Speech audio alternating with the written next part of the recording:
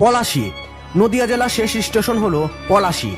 তারপরে শুরু হয়ে যাচ্ছে মুর্শিদাবাদের সীমানা।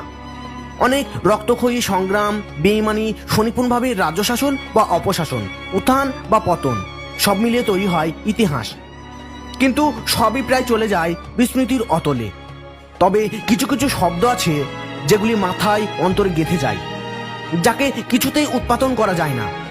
তেমনই এক ব্যর্থ পর্যায়ের ইতিহাস বহনকারী শব্দ হলো পলাশী। পলাশীকে কেবলমাত্র ঐতিহাস পরিশুদ্ধি স্থান বললেই ভুল বলা হবে। এটা একটি আবেগ যা আজও বাঙালির জীবনকে ব্যতীত করে তোলে, আলোড়ন তোলে হৃদয়ে।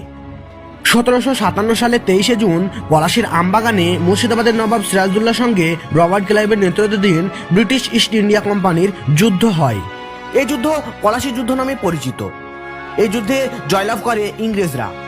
আস্তে আস্তে সারা ভারতে নিজেদের আধিপত্য বিস্তার করতে শুরু করে।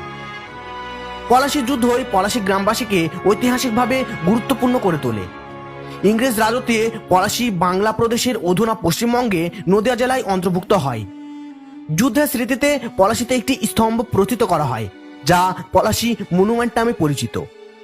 1998 সালে স্থানীয় চিনিকলের মালিক খৈতান গোষ্ঠী এই গ্রামের নাম পাল্টে খৈতাননগর রাখার চেষ্টা করে, কিন্তু স্থানীয় সংবাদপত্র ও বুদ্ধিজীবীরা এর প্রতিবাদ জানালে তারা সেই পরিকল্পনা ত্যাগ করতে বাধ্য হয়।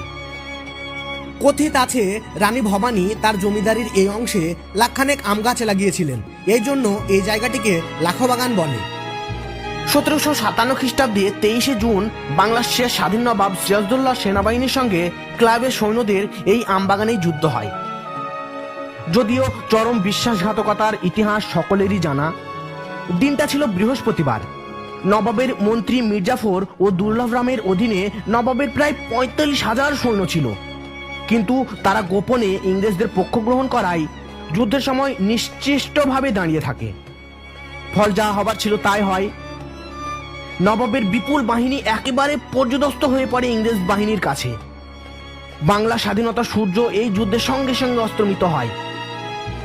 ব্রিটিশ বিজয় সাক্ষ্য হিসেবে 1883 খ্রিস্টাব্দে ইংরেজ সরকার এখানে গ্রানাইট পাথর যুক্ত একটি ক্ষুদ্রতম বিজয়স্তম্ভ নির্মাণ করে।